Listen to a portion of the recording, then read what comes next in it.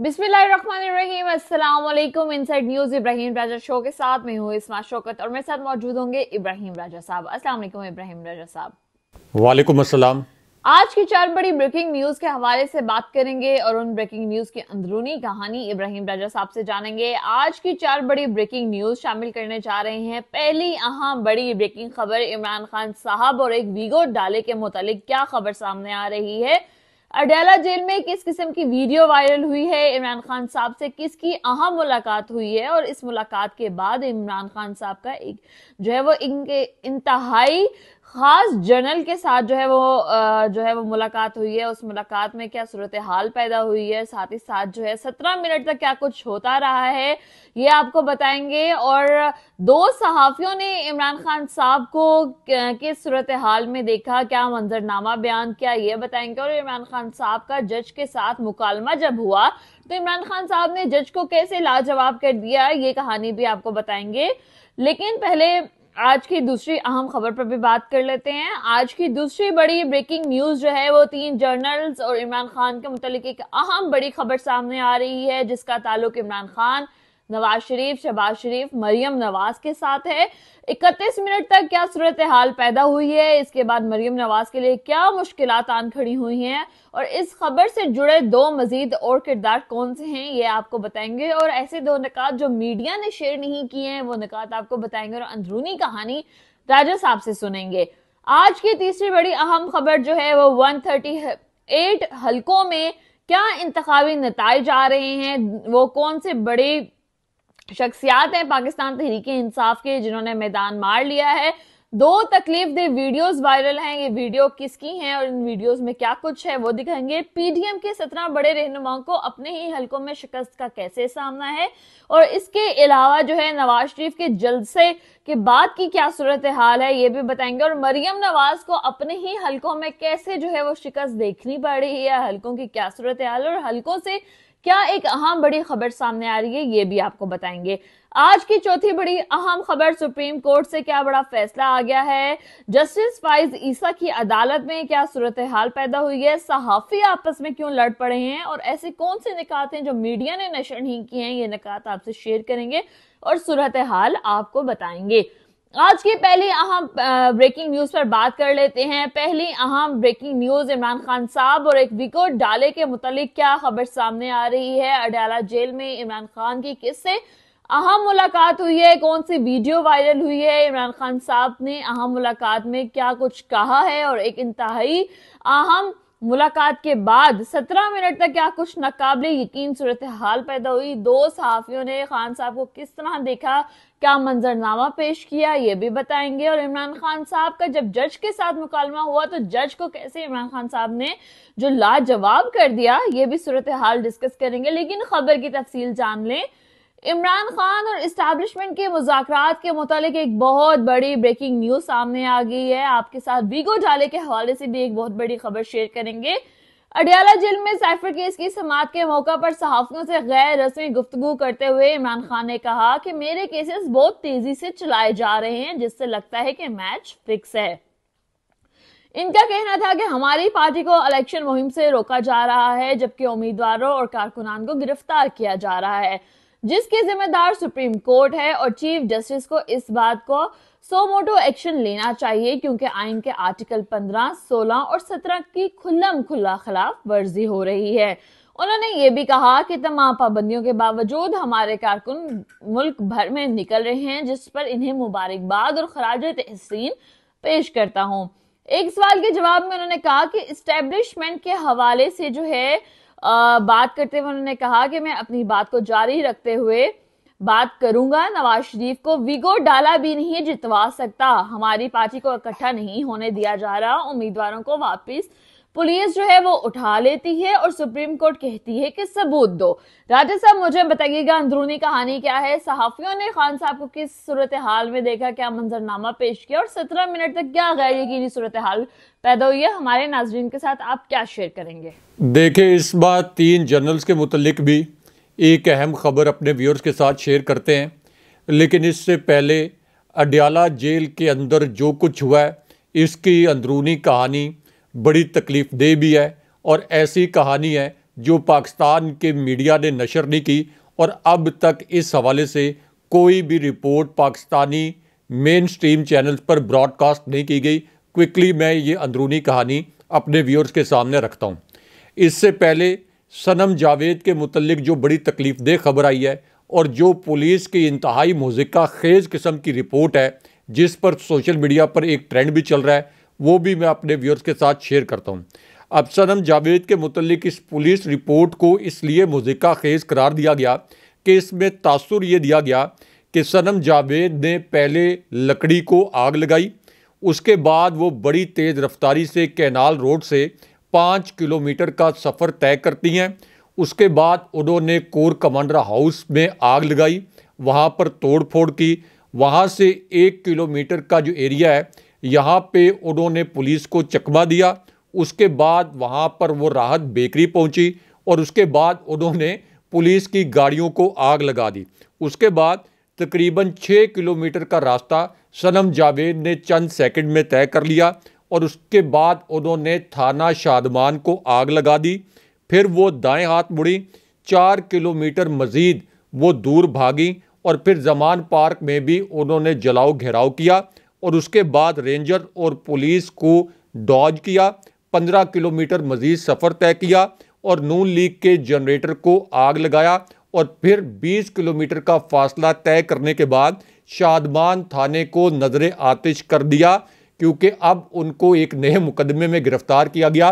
तो इस तरह की दफात उन पर लगाई गई हैं, इस तरह के मुकदमात उन पर बनाए गए हैं। ये जो सारा यानी पूरा सीन है, ये कुल मिलाकर 43 मिनट का था। लेकिन अगर सनम जावेद को इतने मुकदमात में मुलव्विस करना है तो फिर तो सनम जावेद कोई सुपर वूमन होंगी कि इतने 43 मिनट में उन्होंने इतने तवील सफ़र भी तय किए, इतनी जगहों पर आग भी लगा दी। 15-15 किलोमीटर दूर ये जो जगह थी, इन तमाम जगहों पर 43 मिनट के अंदर सनम जावेद ये सारी तोड़ फोड़ करने में कामयाब हो गई। बहरहाल अब उन्हें ज़मानत मिलने के बाद एक मरतबा फिर गिरफ्तार कर लिया गया। अब आ जाएं कि इमरान खान साहब के साथ जेल में क्या हुआ और उसके बाद इमरान खान साहब ने एक वीगो डाले के हवाले से जब इंकशाफ किया तो फिर 3 जर्नल्स के हवाले से क्या अहम तरीन खबर आई है। इस खबर के 3 नुकात हम अपने व्यूअर्स को बताते हैं, क्योंकि सिर्फ एक चैनल ऐसा है जिसने ये खबर नशर की है, लेकिन उस खबर में भी हकाइक को तोड़ मरोड़ कर नशर किया गया है। लेकिन मैं क्विकली अपने व्यूअर्स के साथ ये खबर शेयर करता हूँ। एक तो इमरान खान साहब ने ये कहा कि इलेक्शन के लिए वो इस्टेब्लिशमेंट से मुज़ाकरात के लिए तैयार थे, अब भी तैयार हैं, लेकिन इस्टेब्लिशमेंट तैयार नहीं। ये इमरान खान साहब का नया स्टैंस नहीं है। इससे पहले भी इमरान खान साहब इलेक्शन की शफाफियत के मामले पर इस किस्म के मौक़िफ़ का इजहार कर चुके हैं। लेकिन उसके बाद एक वीगो डाले के मुतल्लिक इंकशाफ हुआ। इमरान खान साहब ने कहा कि नवाज शरीफ को वीगो डाला भी जितवा नहीं सकता, हमारी पार्टी को इकट्ठे नहीं होने दिया जा रहा, उम्मीदवारों को पुलिस ने उठा लिया और सुप्रीम कोर्ट ये कह रही है, ये वीडियो एविडेंस मौजूद है, हमारे उम्मीदवारों के अगवा की वीडियो मौजूद है, लेकिन सुप्रीम कोर्ट फिर भी ये कह रही है कि आप हमें कोई सबूत फराम करें। लेकिन उसके बाद इमरान खान साहब ने एक और बड़ा अहम पॉइंट बयान किया। खान साहब ने कहा कि ऐसी सूरत हाल में सुप्रीम कोर्ट का सुप्रीम टेस्ट है और बुनियादी हकूक़ का तहफ़्फ़ुज़ सुप्रीम कोर्ट की जिम्मेदारी है। अब यहाँ पर एक सहाफ़ी ने इमरान खान साहब से एक पेचीदा सवाल करने की कोशिश की। ये जो सहाफ़ी हैं, इन्होंने खान साहब को कहा कि बल्ले का जो फ़ैसला है, यानी जिस तरीके से जस्टिस फ़ायज़ ईसा साहब की अदालत ने तहरीक इंसाफ से उनका इंतखाबी निशान बल्ला छीना, तो सवाल ये किया गया कि बल्ले के फ़ैसले पर आपने सुप्रीम कोर्ट पर अदम एतमाद कर दिया है, लेकिन अब आप सुप्रीम कोर्ट से ये कह रहे हैं कि बुनियादी इंसानी हकूक़ का तहफ़्फ़ुज़ करे। तो इस पर इमरान खान साहब ने कहा, सुप्रीम कोर्ट पूरे पाकिस्तान की है, हमारे कारकुनों की गिरफ्तारी की जिम्मेदारी भी सुप्रीम कोर्ट पर है और ये कैसा इलेक्शन है, क्योंकि पूरे इलेक्शन को डिसक्रेडिट कर दिया गया है। लेकिन उसके बाद एक जर्नल के हवाले से यहाँ पर एक दिलचस्प वाक़या हुआ है। अगरचे पाकिस्तानी मीडिया ने इस वाक़े को बयान नहीं किया, यानी इस वाक़े के मुतल्लिक कोई ख़बर पाकिस्तान के मरकज़ी न्यूज़ चैनल ने नशर नहीं की। अब इमरान खान साहब ने इस जनरल के मुतल्लिक बात करते हुए सबसे पहले नुक्ते में ये कहा कि एक मर्तबा मुझे इलेक्शन से पहले इस्लामाबाद का जो परेड ग्राउंड है यहाँ पे एक जलसा करने दें, इनको समझ आ जाएगी। नवाज शरीफ को इस्टेब्लिशमेंट लाई और बायोमेट्रिक भी एयरपोर्ट पर करवाने की सहूलत दी गई। इमरान खान साहब ने कहा कि एक वीगो डाला है, लेकिन ये जो वीगो डाला है ये भी नवाज शरीफ को इलेक्शन नहीं जितवा सकता। उसके बाद इमरान खान साहब ने कहा कि असद मजीद, सुहेल महमूद साइफर में अहम गवाह हैं, जबकि आज़म खान पर स्टेट डिफेंस काउंसिल ने जिरा की ये ओपन ट्रायल नहीं है, बल्कि हमारा जो एक दिफा का हक था इसको ख़त्म कर दिया गया और लगता ऐसा है कि बहुत जल्दी में ये फैसला सुनाया जाएगा। लेकिन यहाँ पर फिर इमरान खान साहब और एक जनरल के मुतल्लिक भी एक अहम इंकशाफ हुआ और एक सहाफ़ी ने यह भी बताया कि इमरान खान साहब जब अदालत में आए तो उस वक्त वहाँ पर क्या गैर मामूली सूरत हाल पैदा हुई और इमरान खान साहब जब अदालत में आए तो जज और इमरान खान साहब के दरमियान किस नौयत का मुकालमा हुआ। एक तो ये जो सहाफ़ी हैं उन्होंने ये बताया कि इमरान खान साहब जब अदालत के अंदर आए तो इमरान खान साहब को अगरचे अदालत में के अंदर आने से पहले एक सेल में कैद कर दिया जाता है, इस मरतबा भी इमरान खान साहब को एक सेल में कैद कर दिया गया ताकि वो अपने वकला से मशावरत ना कर सकें। उसके बाद इमरान खान साहब जब अदालत आए तो उनका कॉन्फिडेंस इतना ज़्यादा था कि लग ही नहीं रहा था कि एक ऐसा शख्स अदालत में आ रहा है जिसको सज़ाए मौत की धमकियाँ दी जा रही हैं, जिसके मुतल्लिक ये कहा जा रहा है कि इसे 8 फरवरी से पहले पहले सज़ाए मौत या उम्र कैद की सज़ा सुना दी जाएगी। और इंतहाई मस्बत बॉडी लैंग्वेज के साथ इमरान खान साहब अदालत में आए। उसके बाद इमरान खान साहब ने एक बड़ा इंकशाफ किया जनाब बाजवा के मुतल्लिक। इमरान खान साहब ने कहा कि जनाब बाजवा असल में एक NRO के लिए मेरे पीछे पड़ा हुआ था और वो मुझे ये कह रहा था कि शरीफ ख़ानदान को, जरदारी ख़ानदान को और मेरे दौरे हुकूमत की जो अपोजिशन थी इसको आप किसी भी सूरत में एक आप दे दें, इनको NRO दे दें। और इसके अंदर अहम तरीन बात यह है कि जनाब बाजवा के ससुर के मुतल्लिक इमरान खान साहब ने ये इंकशाफ किया कि इन्हें अलीम खान साहब की जो सोसाइटी है इस्लामाबाद में, यहाँ पर इनको एक बेश कीमत घर दिया गया, इसलिए जनाब बाजवा उस्मान बुज़दार को हटाकर अलीम खान को वज़ीर-ए-आला पंजाब बनाना चाहते थे। तो इमरान खान साहब ने कहा कि असल में जनाब बाजवा अपने कारोबारी मकासद के लिए इन करप्ट अनासिर को NRO दिलवाना चाहता था, लेकिन मैंने NRO देने से इनकार किया। एक वजह मेरी हुकूमत गिराने की ये भी थी। लेकिन यहाँ पर एक और जो बहुत अहम नुक्ता अडयाला जेल से, या आप ये कह लें कि अडयाला जेल से एक अहम खबर सामने आई है, वो एक सहाफ़ी ने बताई है। क्योंकि ये जो सहाफ़ी हैं इन्होंने ये कहा कि अडयाला जेल में जब इमरान खान साहब आए और जज साहब भी जब वहाँ पर पहुँचे तो ऐसा लग रहा था कि जज साहब बड़ी जल्दी में हैं। इमरान खान साहब और शाह महमूद कुरैशी को बड़ी जल्दी नहीं थी, लेकिन जज साहब की बॉडी लैंग्वेज से ये लग रहा था कि उन्हें ये फ़ैसला सुनाने की बड़ी जल्दी है। और इसमें एक बड़ी हैरानकुन खबर यह है कि एक मारूफ एंकर यानी नजम सेठी साहब, उन्होंने अपने प्रोग्राम में ये कह दिया कि इमरान खान साहब को 5 फरवरी से पहले सज़ा सुना दी जाएगी। इसके ऊपर भी इमरान खान साहब ने सवाल उठाया कि ये कैसे हो सकता है कि किसी एंकर को अदालत के फैसले का पहले से पता हो। इसका मतलब है कि ये सारा फिक्स मैच है और पहले से तय कर लिया गया है कि इमरान खान साहब को सज़ा सुनाई जाएगी। आज की दूसरी बड़ी अहम ब्रेकिंग न्यूज के हवाले से बात करेंगे। आज की दूसरी बड़ी अहम ब्रेकिंग खबर 3 जनरल्स और इमरान खान के मुतालिक क्या अहम खबर सामने आ रही है जिसका ताल्लुक इमरान खान, नवाज शरीफ, शहबाज शरीफ और मरियम नवाज से है। 31 मिनट तक क्या सूरत हाल रही, इसके बाद मरियम नवाज के लिए सियासी सूरत हाल और उनकी सियासी कैरियर किस तरह से मुश्किल में आ चुका है, इस खबर से जुड़े 2 मजीद किरदार कौन से हैं ये भी आपको बताएंगे। और 2 निकात जो मीडिया ने शेयर नहीं की हैं वो भी आपसे शेयर करके उसकी अंदरूनी कहानी राजा साहब से जानेंगे। लेकिन खबर पहले डिटेल में बता दें कि साइफर केस में इमरान खान और शाह महमूद कुरैशी ने शोर शराबा कर दिया, जिसके बाद जजेस को कार्रवाई मुअत्तल करना पड़ गई। साथ ही साथ जो है एक और जो बड़ी खबर देखने में आई वो ये है कि अडयाला जेल में ऑफिशियल सीक्रेट एक्ट की अदालत कायम हुई, जिसमें अमेरिकी साइफर केस की समाअत जज अबुल हसनात जुल्करनैन के रूबरू हुई। अदालत में बानी तहरीके इंसाफ इमरान खान और रहनुमा शाह महमूद कुरैशी पेश हुए। प्रोसिक्यूटर जुल्फिकार नकवी और उमर बिलाल सरकारी वकला शाह महमूद कुरैशी की अहलिया और बेटी, आम लोग और गवाह भी कमरा अदालत में मौजूद थे। वजारत उज़्मा के दौर में इमरान खान के सेक्रेटरी रहने वाले आजम खान पर जरा शुरू हुई। इस दौरान अदालत का माहौल कशीदा हो गया। इमरान खान और शाह महमूद कुरैशी गुस्से में आ गए और शोर शराबा जो है वो शुरू कर दिया। इसके बाद जो है सूरत हाल जो है वो काफी ज्यादा गंभीर हो चुकी थी। मामले की संगीनी को देखते हुए जज की कार्रवाई कुछ देर के लिए मौखर करना पड़ गई। राजस्थान, मुझे बताइएगा कि ये क्या सूरत हाल है, हमारे नाजरीन के साथ आप क्या शेयर करेंगे, और साथ ही साथ जो है इम्पोर्टेंट खबर जो है एक और भी आ रही है कि किस तरह से नवाज शरीफ और मरियम नवाज के लिए मुश्किलात पेश आ रही हैं, और साथ ही साथ मरियम नवाज के सियासी कैरियर जो काफी हद तक मुश्किल में चला गया है। हमारे नाजरीन के साथ आप क्या शेयर करेंगे, बताइएगा। देखे इस्मा, असल में जज के डाइस पर जो कुछ हुआ है उसके मुतल्लिक तो एक फिक्रा भी किसी पाकिस्तानी मीडिया ने नशर नहीं किया। ये बड़ी ज़बरदस्त खबर है, क्योंकि इस खबर से ये पता चलता है कि अडयाला जेल में 17 मिनट तक क्या गैर मामूली सूरत हाल पैदा हुई। ये बड़ी कड़ाकेदार खबर भी है। ये खबर मुख्तसरन अपने जो व्यूअर्स हैं उनको बताते हैं।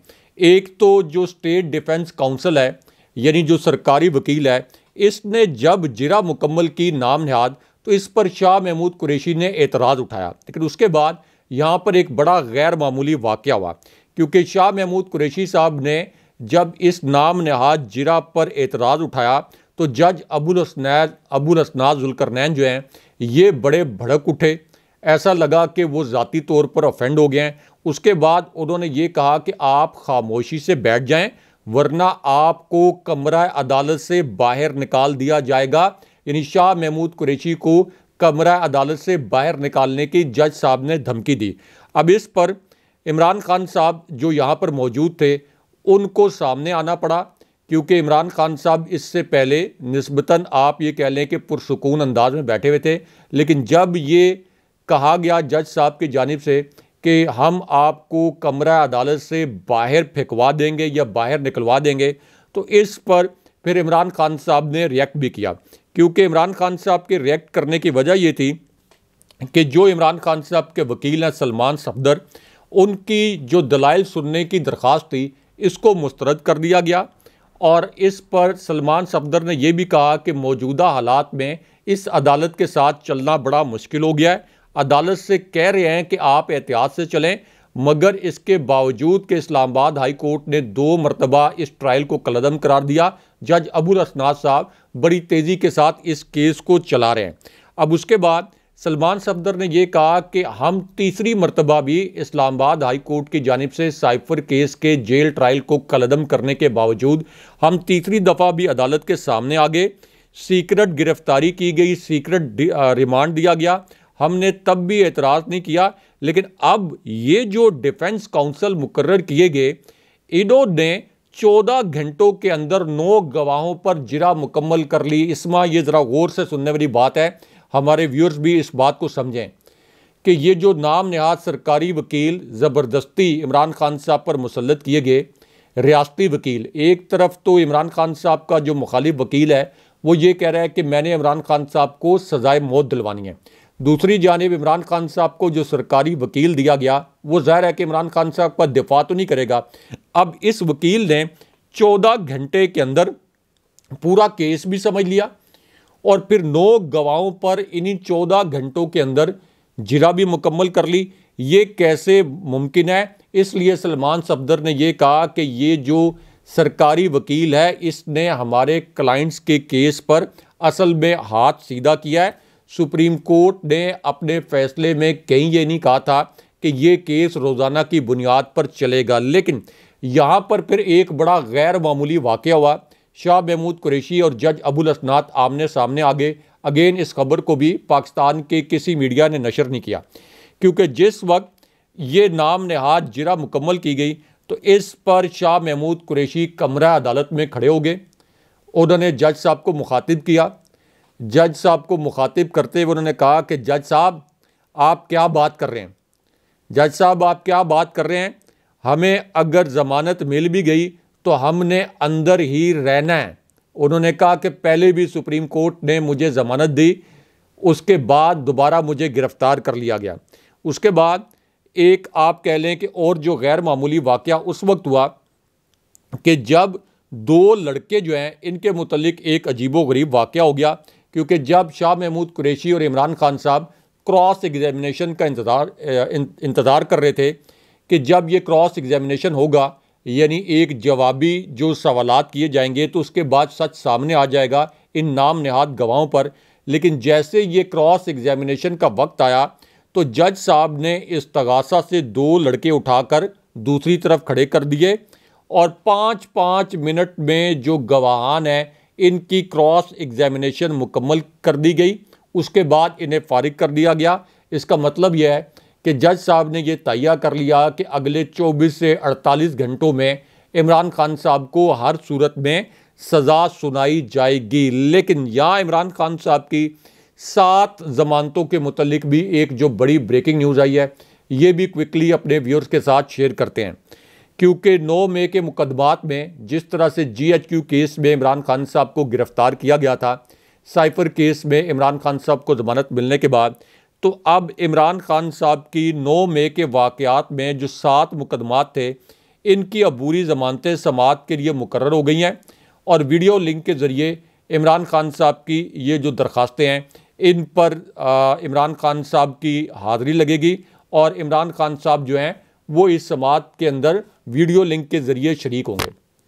आज की तीसरी बड़ी ब्रेकिंग न्यूज, 138 हलकों में क्या इंतखाबी नताइज सामने आ रहे हैं। दो कौन सी तकलीफ दे वीडियोस जो हैं वो वायरल हैं। पीडीएम के 17 रहनुमाओं को कैसे शिकस्त का अपने ही हलकों में सामना करना पड़ रहा है। मरियम नवाज के हलकों से क्या अहम खबर सामने आ रही है। पाकिस्तान तहरीक इंसाफ के आजाद उम्मीदवार बड़ी नंबरिंग के साथ जो है वो मैदान मार रहे हैं, इसकी तफसील भी आपको बताएंगे। और साथ ही साथ नवाज शरीफ के जलसों के बाद क्या सूरत हाल सामने आई है, ये खबर भी और इसकी डिटेल्स भी हम जो है वो राजा साहब से सुनेंगे। लेकिन खबर की तफसील बता दें, पीडीएम हुकूमत ने IMF मुआहदे की खिलाफ वर्जी की है, ये कहना है बिलावल भुट्टो का। Chairman people party Bilawal Bhutto Zardari ने कहा कि पीडीएम हुकूमत ने 3 माह तक IMF मुआहदे की खिलाफ वर्जी की। सियासत के लिए गलत मौशी फैसले का बोझ नवाज शरीफ और शहबाज शरीफ नहीं बल्कि अवाम उठा रही है। उन्होंने ये कहा कि वफाकी हुकूमत में 18 माह गुजारे, जानते हैं कि इस्लामाबाद ब्यूरोक्रेसी की क्या जहनियत है। ब्यूरोक्रेसी ने ना खुद कुछ करना चाहती है और ना ही किसी को कुछ करने देती है। बिलावल का यह भी कहना था कि मुल्क में नफरत और तकसीम की सियासत अरूज पर है। नवाज शरीफ को चौथी बार चुनने से भी मंशूर पर अमल दरामद नहीं होगा। नई सोच के बगैर आप अपने मंशूर पर अमल नहीं कर सकते हैं। जो भी इलेक्शन जीते वो इंतकामी सियासत ना करे, अपोजिशन भी हुकूमत को चलने दे। राजा साहब, मुझे बताइएगा, ये तो एक बहुत बड़ी खबर सामने आ रही है। इसके साथ साथ हलकों के 138 जो हलके हैं कौमी असेंबली के, उनके क्या इंतखाबी नताइज सामने आ रहे हैं, पीडीएम को कैसे शिकस्त का सामना है और पाकिस्तान तहरीक इंसाफ के आजाद उम्मीदवार किस तरह से मैदान जो है वो मारते हुए दिखाई दे रहे हैं, हमारे नाजरीन के साथ आप बताइएगा, शेयर कीजिएगा। और ये जो 2 वीडियोस वायरल हुई हैं जो काफी ज्यादा तकलीफ दे वीडियोस हैं, इनकी अंदरूनी कहानी क्या है, हमारे नाजरीन को बताइएगा। देखिए, इस माह आर्मी चीफ के मुतल्लिक एक अहम खबर और एक वाक़े से भी अपने व्यूअर्स को आगाह करते हैं। ये एक ऐसा वाक़या है जो कि नवाज शरीफ और मरियम नवाज से बराह रास्त जुड़ा हुआ है और इस वाक़े से जुड़े जो 3 किरदार हैं इनके नाम भी अपने व्यूअर्स के सामने रखते हैं। और इस वक्त क्विकली जो हमारे पास 40 इंतखाबी हलकों के बड़े दिलचस्प नताइज हैं और जो बड़ा दिलचस्प सर्वे है इसके मुतल्लिक भी अपने व्यूअर्स को बताते हैं और कुछ दिलचस्प आदादो शुमार भी अपने नाज़रीन के साथ शेयर करते हैं। एक तो शरीफ ख़ानदान के लिए एक बड़ी भयानक खबर आई है क्योंकि एक बड़ा ख़ास किस्म का डेटा जो है ये जारी किया गया है।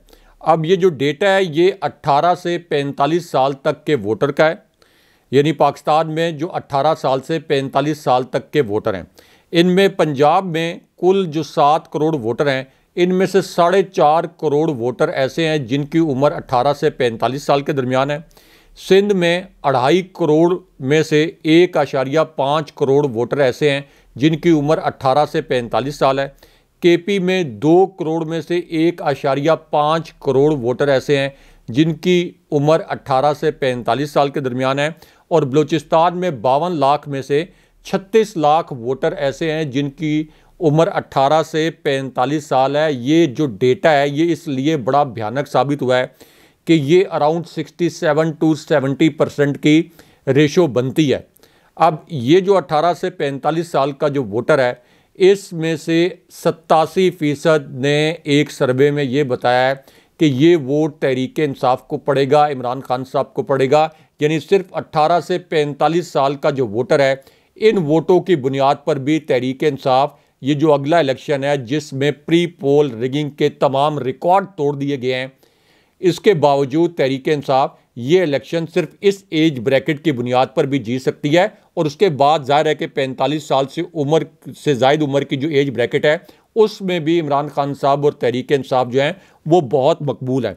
लेकिन यहाँ पर जस्टिस फ़ायज़ ईसा साहब से जुड़ी जो एक वीडियो वायरल है, बड़ी तकलीफ देह वीडियो, जिसे पाकिस्तानी मीडिया ने नशर नहीं किया, ये भी मैं अपने व्यूअर्स के साथ क्विकली शेयर करता हूँ। क्योंकि जो ख़त लिखा गया था जस्टिस फ़ायज़ ईसा साहब को इमरान खान साहब की जानिब से, उसके जवाब में जस्टिस फ़ायज़ ईसा साहब ने यह कहा कि मैं अपनी आइनी जिम्मेदारियों से आगाह हूँ और लेवल प्लेइंग फील्ड का उन्होंने ये तासुर दिया कि तहरीक इंसाफ को कोई इशू नहीं है। अब इस पूरी सूरत हाल में एक तो एहतसाब अदालत में एक बड़ा नाकाबिले यकीन वाक़या हुआ है, क्योंकि एक तरफ तो इमरान खान साहब के केसेस की समाअत के लिए जज मोहम्मद बशीर साहब जो हैं ये रोज़ाना की बुनियाद पर बिला नागा सुबह ठक टाइम पर पहुंच जाते हैं अडयाला जेल।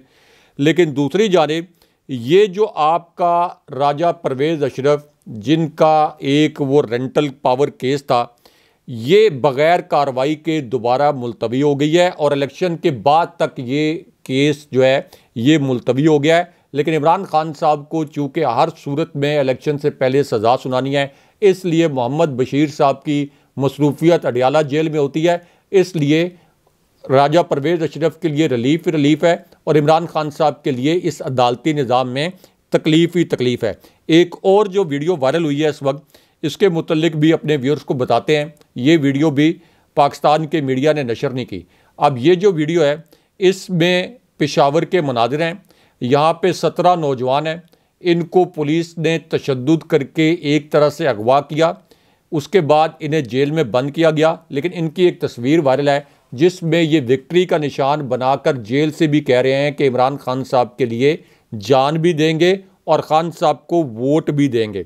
अब PP 115 से जो एक बड़ी ब्रेकिंग न्यूज़ आई है ये भी क्विकली अपने व्यूअर्स के साथ शेयर करते हैं। PP 115 से तहरीक इंसाफ के जो उम्मीदवार हैं इन्हें अपने मुखालफिन पर इस वक्त 17% बरतरी हासिल है। NA 102 यहाँ से PTI को इस वक्त 27% बरतरी हासिल है। ये जो सर्वे आया है, फिर PP 116 का भी बड़ा दिलचस्प सर्वे आया है। PP 116 से इस वक्त तहरीक इंसाफ को 21% बरतरी हासिल है। लेकिन PP 76 से भी एक बड़ा सर्वे भी आया है और एक तकलीफ दे वीडियो भी सामने आई है, क्योंकि यहाँ पर जुल्फ़कार भट्टी साहब के घर पर 2 रोज़ में 2 छापे मारे गए हैं। लेकिन उसके बावजूद PP 76 से ये सर्वे सामने आया है कि यहाँ पे तहरीक इंसाफ को 19% की बरतरी हासिल है। यानी जबर के इस माहौल के बावजूद, ये जो क्रैकडाउन किया जा रहा है, इसके बावजूद जो है तहरीक इंसाफ के हमायत याफ्ता आज़ाद उम्मीदवार 2/3 से ज़ायद अक्सरियत से ये इलेक्शन जीतने की पोजीशन में नजर आ रहे हैं। आज की चौथी बड़ी अहम ब्रेकिंग न्यूज के हवाले से बात करेंगे। सुप्रीम कोर्ट से एक बहुत बड़ा फैसला सामने आ गया है। जस्टिस फ़ायज़ ईसा की अदालत में क्या सूरत हाल पैदा हुई है, सहाफ़ी आपस में क्यों लड़ पड़े हैं और ऐसे कौन से निकात हैं इस केस के हवाले से जो मीडिया ने नशर नहीं किए हैं, वो आपको बताएंगे। लेकिन खबर की तफसील बता दें, सुप्रीम कोर्ट पर तनकीद पर कोई मुकदमा दर्ज नहीं होगा। चीफ जस्टिस के रिमार्क्स देखने में आए हैं। मेरा मजाक भी उड़ाएं, मुझे कोई फिक्र नहीं है, अदलिया का मजाक उड़ाएंगे तो मुल्क को नुकसान होगा। जस्टिस काजी फ़ायज़ ईसा ने यह बात कही है। सहाफियों की हरासगी से मुतल्लिक असगुद नोटिस की समाअत चीफ जस्टिस पाकिस्तान काजी फ़ायज़ ईसा की सरबराही में हुई। दौरान समाअत चीफ जस्टिस पाकिस्तान ने इस्तफसार किया कि कितने केसेस हैं, जिस पर अटॉर्नी जनरल ने बताया कि ये 4 दरख्वास्तें हैं जिनमें कयूम सदीकी और असद तुर दरख्वास्त गुजार हैं। सुप्रीम कोर्ट पर तनकीद पर कोई मुकदमा दर्ज नहीं होगा, ये रिमार्क्स दिए चीफ जस्टिस ऑफ पाकिस्तान ने। साथ ही साथ जो है उन्होंने कहा, कयूम सदीकी बताएं कैसे खुद चलाना है, केस खुद चलाना है या फिर सदर प्रेस एसोसिएशन दलाइल देंगे। जिस पर अब्दुल कयूम सदीकी ने कहा कि मैं कुछ हकाइक सामने रखना चाहता हूं। काजी फाजीसा ने रिमार्क्स दिए, कुदरत का निजाम देखें कि हमने असद नोटिस कोर्ट नंबर 2 में लिया, लेकिन वो मामला 5 रुकनी बेंच के पास असद नोटिस के इख्तियार के लिए चला गया। 5 रुकनी बेंच ने तय किया कि 184(3) का असद नोटिस लेने का इख्तियार सिर्फ चीफ जस्टिस का है। सहाफियों को ही नहीं बल्कि जजेस को भी आजादी राय होती है। राजा साहब बताइएगा क्या अंदरूनी कहानी है, और साथ ही साथ सहाफी आपस में क्यों लड़ पड़े हैं, क्या बताएंगे हमारे नाजरीन को आप? देखें, इस बार एक तो बिलावल जरदारी एक बड़ा भयानक किस्म का एडवेंचर कर रहे हैं जो कि मिस एडवेंचर में बदल जाएगा। बिलावल जरदारी असल में इस्टेब्लिशमेंट के साथ एक भयानक वारदात कर रहे हैं और इसके मुतल्लिक इस्टेब्लिशमेंट को पता भी है। बिलावल जरदारी जो कि पीडीएम की हुकूमत में पाकिस्तान की आवाम पर बदतरीन महंगाई का कहर नाजिल किया गया, अब वो इसका बोझ उठाने के लिए तैयार नहीं है और ये कह रहे हैं कि इसकी सारी जिम्मेदारी नून लीग पर है। लेकिन दूसरी जानिब आसिफ अली जरदारी के साथ मिलकर वो इस्टेब्लिशमेंट से गुड कॉप बैड कॉप का खेल खेल रहे हैं। गुड कॉप बैड कॉप का खेल उन्होंने शरीफ ख़ानदान से सीखा है और पूरी प्लानिंग के तहत बिलावल जरदारी इस्टेब्लिशमेंट के ख़िलाफ़ बड़े सख्त बयानात देते हैं और आसिफ अली जरदारी ये जाहिर करते हैं कि जैसे वो इस्टेब्लिशमेंट के साथ मफाहमत चाहते हैं, क्योंकि उन्हें ये पता है कि अगर इस्टेब्लिशमेंट को बहुत खुलकर वो अफेंड करेंगे तो फिर आसिफ अली जरदारी के जो केसेस बंद हुए हैं ये केसेस भी दोबारा खुल जाएंगे। इसलिए बिलावल जरदारी इस वक्त तहरीक इंसाफ के आज़ाद उम्मीदवारों पर हाथ साफ करना चाहते हैं, लेकिन आवाम में बड़ा शऊर है। किसी भी सूरत तहरीक इंसाफ के आज़ाद उम्मीदवार को पीपल्स पार्टी से हिलाक करने वाले नहीं हैं। ये वो उम्मीदवार हैं जिन्होंने जेलें काटी हैं, अपने ख़ानदानों के ऊपर मुसीबतों के पहाड़ बर्दाश्त किए हैं, लेकिन उसके बावजूद ये इमरान खान साहब के साथ खड़े रहे हैं।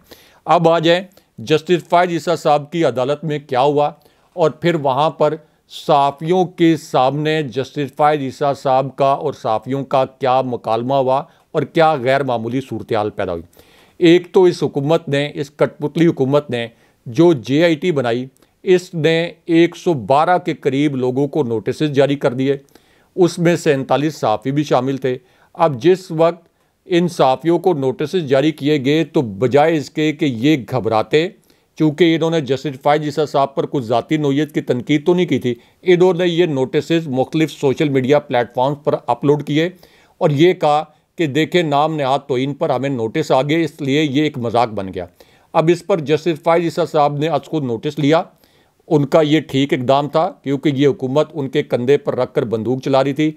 उसके बाद अब उन्होंने ये जो नोटिस हैं ये मुअत्तल भी कर दिए हैं और उन्होंने ये कहा है कि ज़ाती नोयत की तनकीद जो है इससे हटकर फैसलों पर तनकीद की जा सकती है। लेकिन इसमें अहम तरीन बात यह है कि ये हुकूमत असल में शरीफ ख़ानदान के माँ पर हर उस सहाफ़ी को निशाना बनाना चाहती है जो तहरीक इंसाफ के मुतल्लिक हक़ाइक़ सामने लेके आ रहा है, चाहे ये सहाफ़ी ऐसे हों जिनके मुतल्लिक ये तासुर हो कि ये पहले नून लीग के करीब थे, लेकिन अब अगर वो तहरीक इंसाफ के मुतल्लिक हक़ाइक़ सामने लाते हैं तो उन्हें इस वक्त निशाना बनाने की कोशिश की जा रही है। दूसरी जानिब जैसे हमारे व्यूअर्स हमारे थंबनेल में देख रहे हैं, इमरान खान साहब ने कहा है कि चीफ जस्टिस फ़ायज़ ईसा साहब को तहरीक इंसाफ के खिलाफ होने वाले क्रैकडाउन पर आज खुद नोटिस लेना चाहिए, लेकिन क्या वो आज खुद नोटिस लेंगे, इसका जवाब नफ़ी में है। और एतजाज़ हसन साहब ने यह कहा है, जैसे हमारे थंबनेल में लोग देख रहे हैं, कि इमरान खान साहब को मेरिट पर 10 मिनट के अंदर रिहाई और जमानत मिलनी चाहिए। नाज़रीन, ये हमारा आज का प्रोग्राम था। उम्मीद करते हैं आप लोगों को पसंद आया होगा। कमेंट कीजिएगा, लाइक कीजिएगा। अगले प्रोग्राम तक के लिए इजाजत दीजिए। अल्लाह हाफिज़। अल्लाह निगहबान।